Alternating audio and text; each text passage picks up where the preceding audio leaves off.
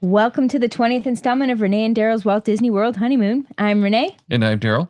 For those of you joining us for the first time, we're a middle-aged newlywed couple planning our honeymoon to the world during the 2019 Epcot Flower and Garden Festival. Now, in the interest of full disclosure, I have Disney Stock and Retirement Fund, and I'm a Disney Rewards Visa card holder. Which is very helpful.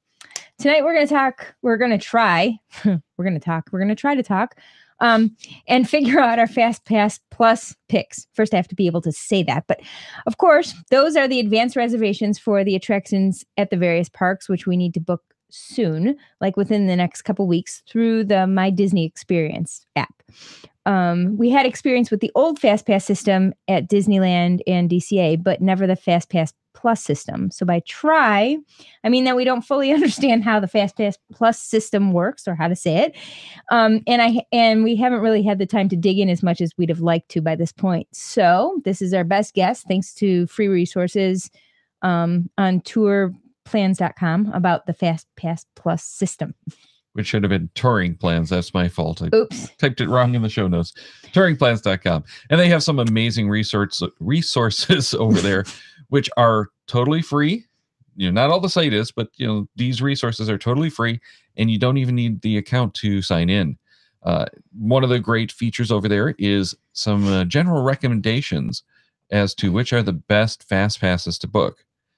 Basically, from what I saw, though, we get to pick a top tier attraction and 2 from the Group B at each park each day, with the exception of Magic Kingdom, because they don't have the tiers.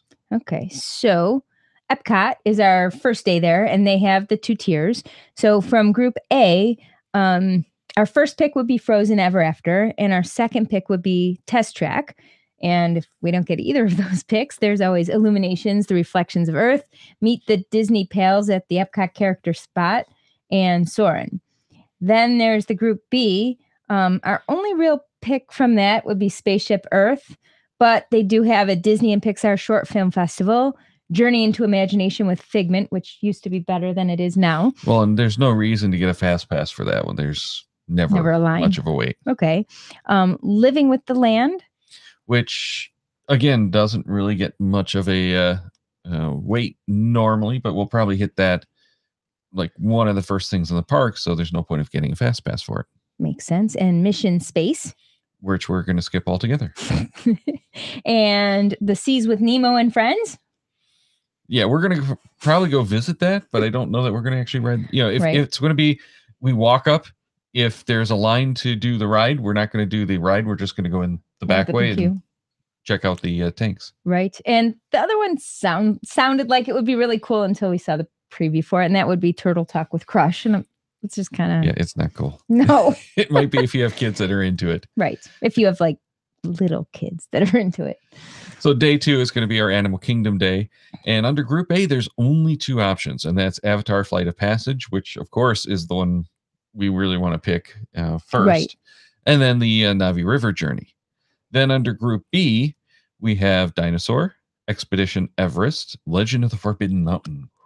Yeah, a little bit long. I'll just go with Expedition Everest, which is going to be our third pick there. Festival of Lion King, Finding Nemo the Musical, It's Tough to Be a Bug, Cali River Rapids, which is actually our second pick, Kilimanjaro Safaris, which is our first pick, mostly because you probably want to do that twice. Right.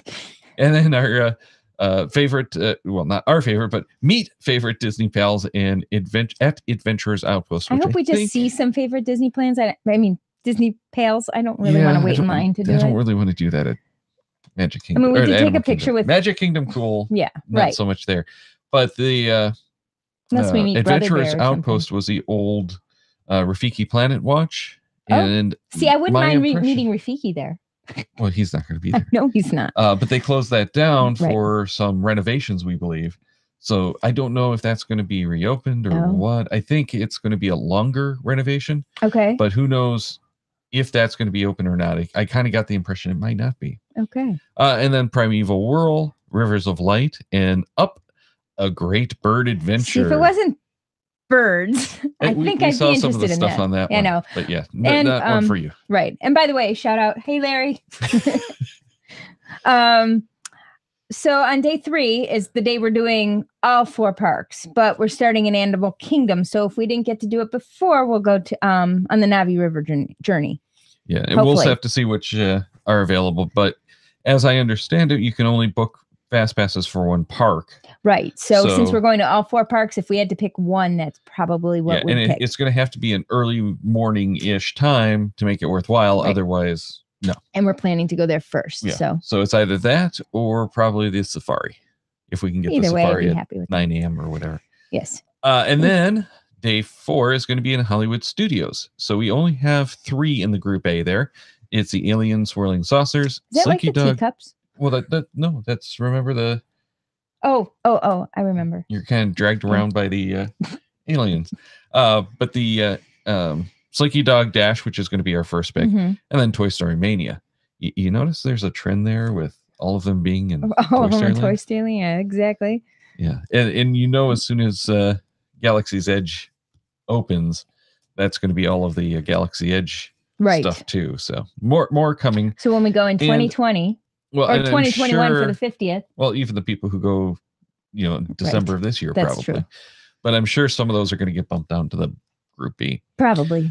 But under Group B, we have the Beauty and the Beast live on stage. No. As you can tell from our discussions, we're not much for the shows. That's not why we're going to parks. No. We can see Aladdin here. Yeah. Disney Junior Dance Party, Fantasmic. For the first time in forever, a Frozen sing-along celebration. Oh, my. That sounds like one to run. Yes. Run quickly. Way.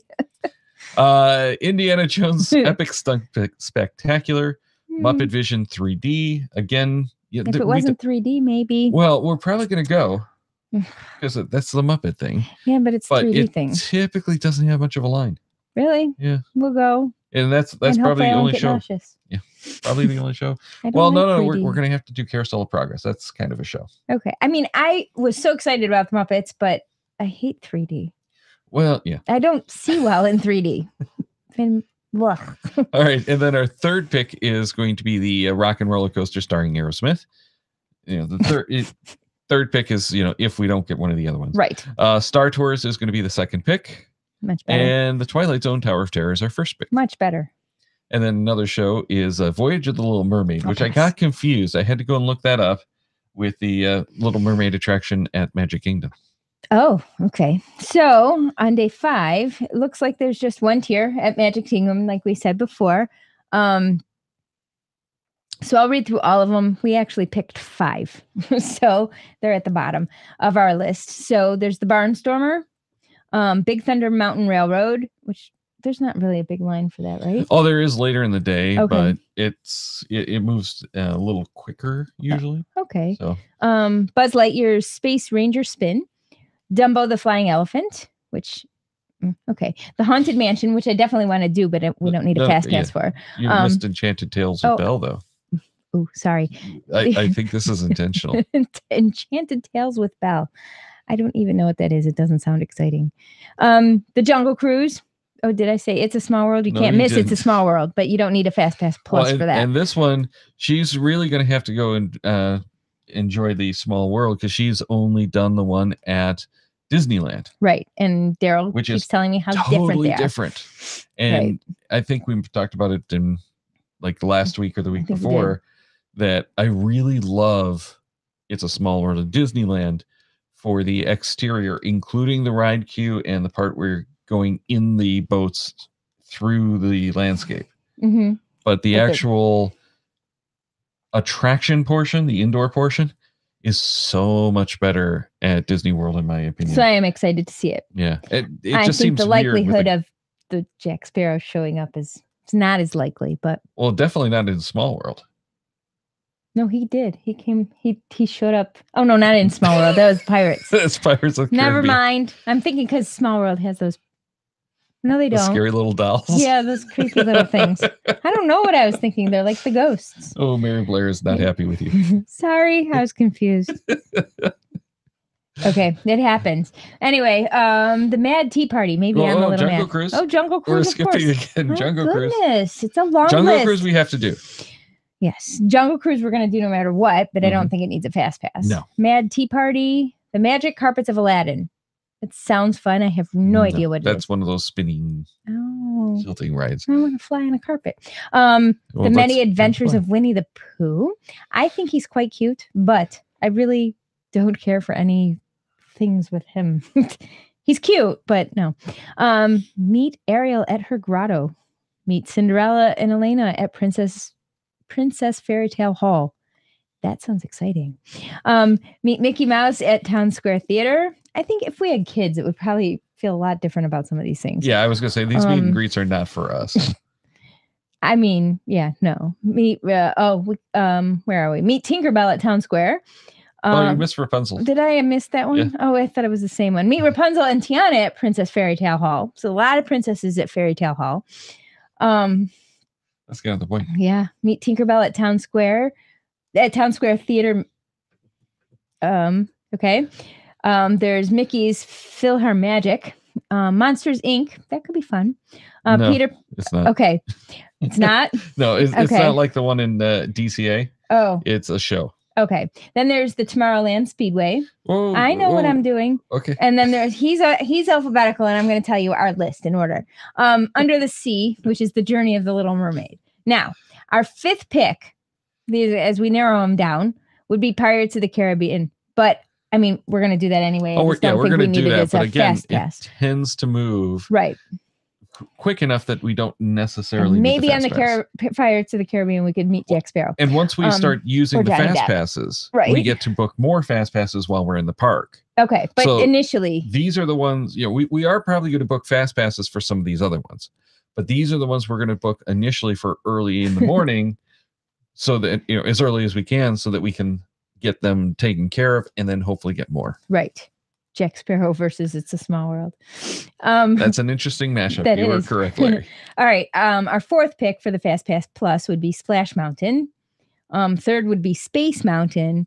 Second would be Peter Pan's Flight. And our first pick would be the Seven Dwarfs Mine Train. And Seven Dwarfs Mine Train is the most popular FastPass there. That's the one we have to try to get at some way, shape, or form. Peter Pan's Flight. It's amazing that such an old ride like that is still such the draw. I don't understand how that's still such a draw, except that I still want to see it every time too. Okay. It's a classic attraction that's been plussed up a few times, and it's just a very simple, entertaining dark ride. And I'm excited to just see all these rides, but most of these rides. Well, most of the rides. Well, the rides, yes. Not most of the attractions, most of the rides, because you don't really care about the shows and the meetups. No, I really don't. And Splash Mountain, again, that's one that, that and Pirates. Move Fast. Yeah, and the Big Thunder Mountain. Oh. They all get big lines, but hopefully we can get through them before we get those big lines or get fast passes later in the day. So I bought new running shoes. The fast passes tend not to run out as quickly on those.